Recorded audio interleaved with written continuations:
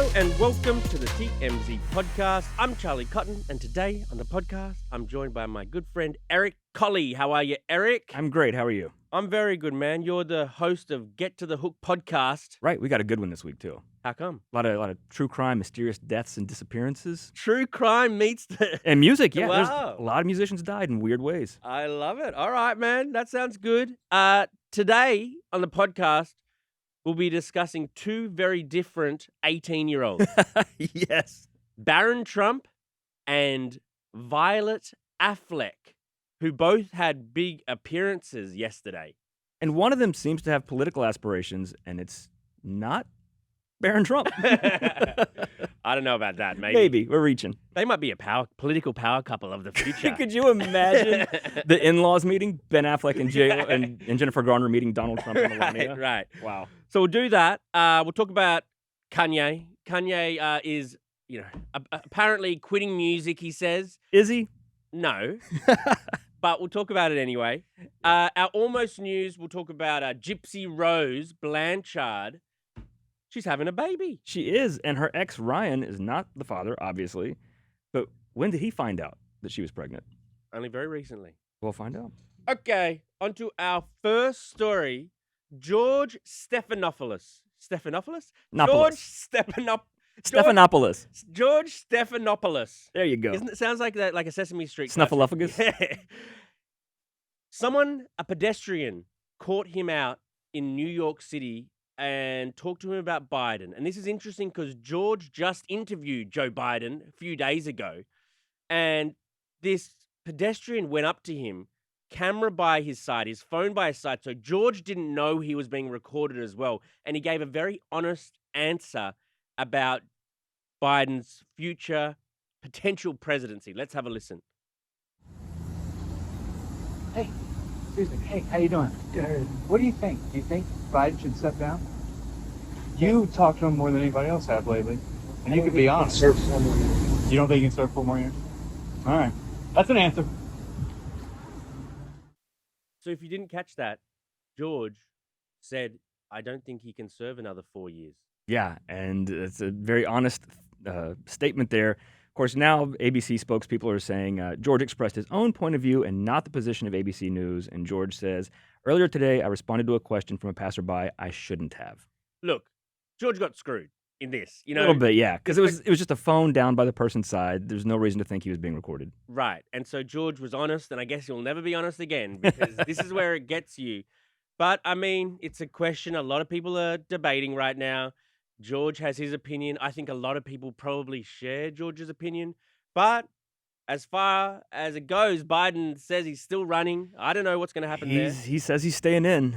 And even if he eventually changes his mind and decides to step out of the way, it's getting late. I mean, the election's in 4 months. So Right. I mean, if he steps aside, it's going to be Kamala, it would have to be. Well, also because all the money that the Biden campaign has raised for this election, Kamala's the only one who could use it. Right. You can't just hand that money over to another person at the last minute. That's not how it works. So if they want to keep the hundreds of millions of dollars they've raised, it has to be Kamala. I think she will be the candidate. Biden I don't think he will continue as much as he says he will now. Like Kamala yesterday also was with Team USA basketball. Like she's doing these little appearances to sort of like feel a bit more presidential. Right. So maybe it's just a slow rollout. Maybe. I don't know if she can win.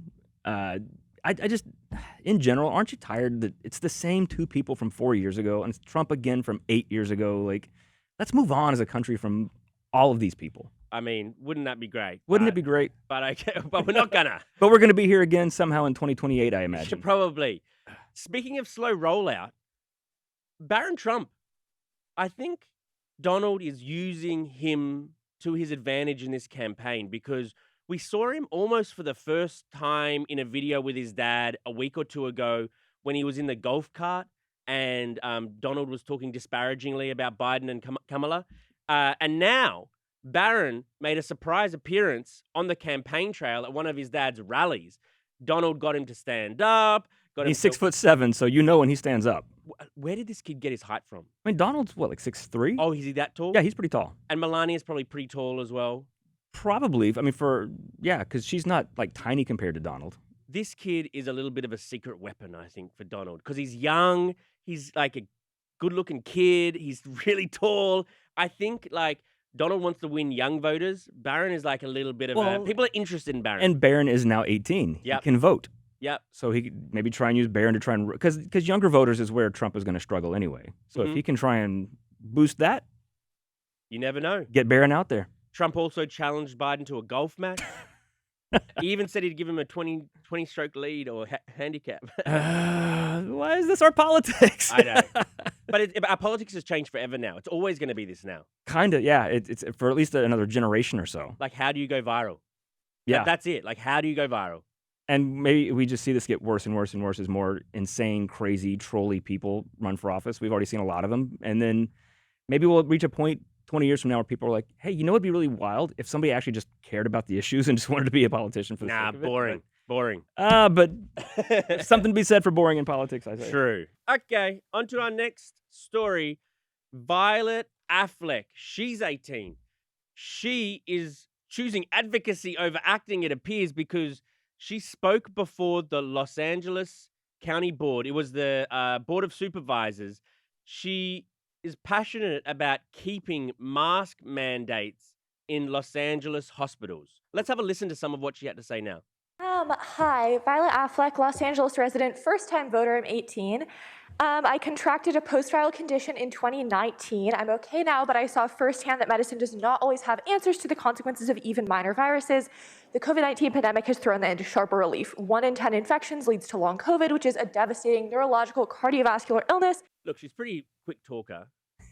She's probably nervous a little bit, which is funny given who her parents are, but still, that's not her life. It's, acting and stuff.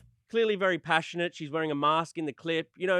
I'm no sort of mask hater, but she's always wearing a mask everywhere she goes. It's like, come on. But she said she had a viral condition in 2019, which is before COVID. So we don't know what that was or how severe it was. If she says she's fine now, maybe it's something she still has, I don't know, still has effects from. But it's something that's personal to her, and she's passionate about it. And I don't know, you can be annoyed that it's celebrities' kids jumping up, and she's like Violet Affleck, Los Angeles resident. We know who you are.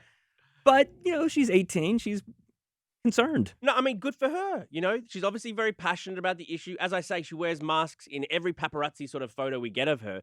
I haven't heard her speak before now, so it's interesting just to hear a bit from her. Usually, she makes her sort of her protests or her points with her clothing in paparazzi photos, like very sort of like feminist or political stances. She also has books on her often, which are very political books and about, humanity and, caring and that sort of stuff. Yeah, but why not? Because I mean, if sure. you can be like, oh, she's always trying to get a point across, but she knows either one of her parents, if she goes out with them, she's going to be photographed. And a lot of people are going to see it. If you care about things, why not use that opportunity? Yeah, I mean, there's Nepo baby, but then there's sometimes it's forced on you. She's a very interesting character just because who her parents are, who her stepmom is. Right. Just like she probably lives in Brentwood with her mom, and like she just lives this such an interesting, privileged life. But it's not without its downsides, probably because of all of the expectation. And we know who you are, Violet Affleck, and it's just like to be an 18-year-old who people have already kind of like feel like they know. It's just. It would be, imagine like your dad and your stepmom are separated, maybe getting divorced, whatever's going on with Ben and J-Lo, and everybody probably asks her about that. Yeah. That's got to be weird when you're 18. I don't know. I would not have enjoyed that, but this is what she's choosing to do with her platform, I guess, I could see her, dipping her toe more and more into politics. If this is what she's so passionate about at a young age, maybe she's got a future somewhere in local politics. Or... Possibly. Maybe why go into acting if that's what your parents did? Like, I want to do something else. I like that. Yeah, I do. I like that. Because no matter what, she does have a platform. She has no choice in that matter. She could try and ignore it, but people are going to ask her stuff anyway as she gets older. Now that she's 18, like, well, you're an adult. It's okay to ask you about your family all the time and take pictures of you. So if this is what she chooses to do, there's worse things. All right. Good for her. On to our next story. We'll play Kanye West's game. Oh, okay. And talk about how he says he is quitting music despite new songs coming out in the future. He doesn't even say it. Rich the Kid says it for him. Right. So Rich the Kid shared a supposedly private text thread with Kanye, and Kanye says, "I am retiring from professional music, not sure what else to do." And that'd be more interesting if him and Rich the Kid didn't have a song coming out in like a week. Yeah, and they're teasing the Vultures 2 listening party. In South Korea, they're going to. Yeah. So I mean, okay, we're talking about it now. It's a slow retirement. It's a very slow It's retirement. after this next song with you and this song with Consequence and this new album, then I'm gonna retire. Maybe. But also, this album was supposed to have come out a couple months ago. Will it come out? I mean, he'll have a listening party. Does that mean it's coming out? No.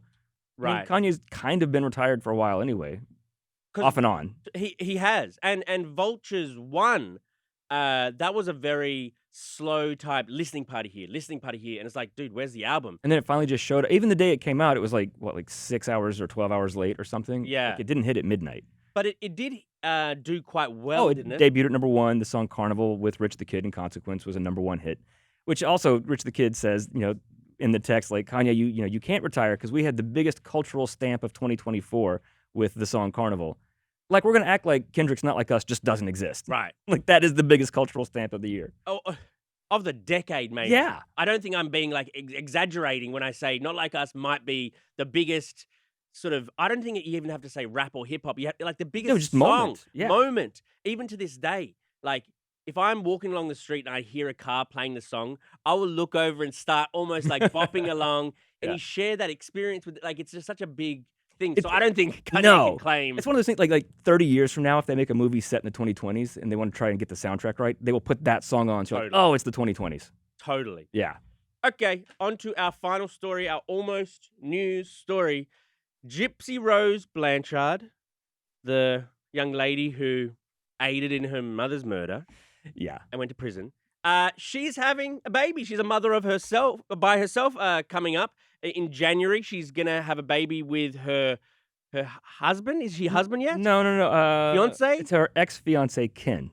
So she and her husband, Ryan, split up in March. By April, she was back with Ken because we saw them kissing and stuff. Now she's pregnant. I think she's due in January, which means she probably got pregnant around April. Wow, I mean, about a month after she and Ryan got divorced. I'm no mathematician, but that sounds about right.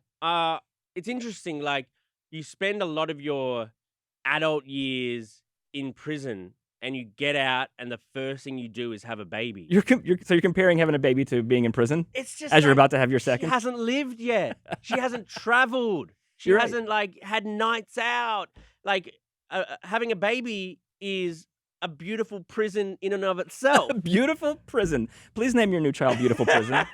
This is Beautiful Prison Cotton. Yeah. But so Ryan, her ex, still thought maybe they could get back together. I feel sorry for this guy, man. I do too. But to Gypsy's credit, apparently she let him know a couple of weeks ago that she was pregnant so that he didn't find out by the public announcement. What a treat. Like, this guy, right, he's stuck with Gypsy Rose through her prison years. She gets out. The first thing she does is dump him, get back with her ex, and then get pregnant. It's like, apparently, he's like very upset about the news, as you would be. Yeah. But it'll time heals all wounds, and the lovely parting gifts that Gypsy left Ryan were: 1, she made him kind of famous. Yeah. 2, she said she stayed with him because he was great in bed. Oh, okay. Remember that? Not bad. She said he had it going on down there. So I would put that quote on my Tinder profile. Right. Right. So if when he looks for love again, now that he's decided, he knows he has to move on from Gypsy. There's no getting back with her. He'll be all right. Yeah. I mean, and good luck to Gypsy and all, but it's just like she gets out of prison. She's shooting this reality show now. She's like getting tattoos. She's getting nose jobs. She's having a baby and getting married. Like, it's just like, it's so much, so fast. You kind of, I worry that when the attention dies down a bit, and it is slowly dying down, I guess. I mean, this baby news brought it back up. You can't buy attention for that long by doing little hijinks. So I wonder, like, when the attention dies down, what's left? That's got to be a hard place to be mentally. Because she's still, what, in her, like, mid-20s? I think she's early 30s now. Oh, is she early 30s? She seems younger, so. but I think she's early 30s. But she seems like, she seems yeah, like... but when she's 45 or 50, what is her life going to look like? she'll just be hopefully like living in obscurity but happy. But Yeah. clearly she wants attention to some degree. And I just worry about people who just want attention at all costs. Right. But congrats. Maybe having a kid, this is going to be a different experience for her. Obviously she had her issues with her mother. There was a whole, her upbringing in childhood was so bizarre. So now she has a chance to kind of correct that for her kid. So maybe that'll give her life a new focus, a new purpose. And you can watch it all on her reality show. And we'll be covering every bit of it. Right. Okay. Well, thanks for joining me today, Eric. Yep. Always fun. And we'll see you guys here tomorrow. Goodbye.